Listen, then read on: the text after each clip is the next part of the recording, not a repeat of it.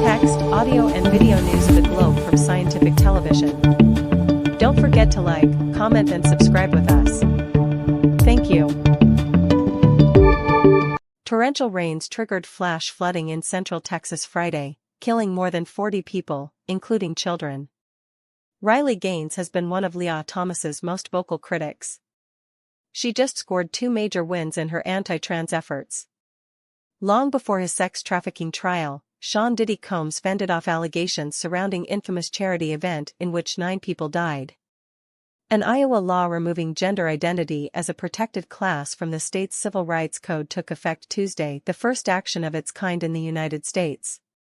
Reverting records, a written apology and policy changes, how UPenn reached a deal with the White House over trans athletes and $175 million in federal funding. The Supreme Court has allowed the Trump administration to deport the 8 men who have been held for weeks at an American military base in Djibouti to war-torn South Sudan, a country where almost none of them have ties. U.S. hit with mass shootings and fatal accidents on 4th of July holiday. Violence and shootings tend to surge during the summer, especially on one of the deadliest days of the year.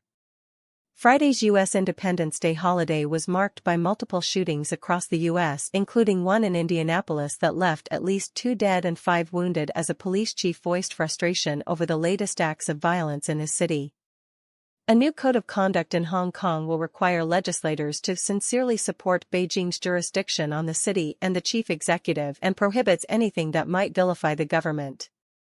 8 migrants lost their last-ditch effort to halt their deportation to South Sudan by the Trump administration on Friday, clearing the way for their imminent transfer after a judge in Massachusetts denied their request.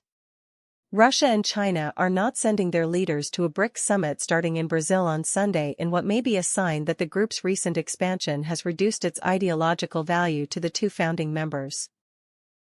Israel has continued to launch waves of airstrikes in Gaza, hours after Hamas said it was ready to start talks immediately on a U.S.-sponsored proposal for a 60-day ceasefire. Hegseth falsely cited weapon shortages in halting shipments to Ukraine, Democrats say. Reports indicate Defense Secretary unilaterally acted to halt shipment even as Pentagon suggested U.S. arsenal is stocked. Pete Hegseth, the U.S. Defense Secretary, unilaterally halted an agreed shipment of military aid to Ukraine due to baseless concerns that U.S. stockpiles of weapons have run too low, it has been reported. Torrential rain. Instead of focusing on my or our personal strategies, let us share physical, theoretical, and spiritual content grounded in facts, discipline, and continuity, in collaboration through www.scientifictelevision.com. Thank you.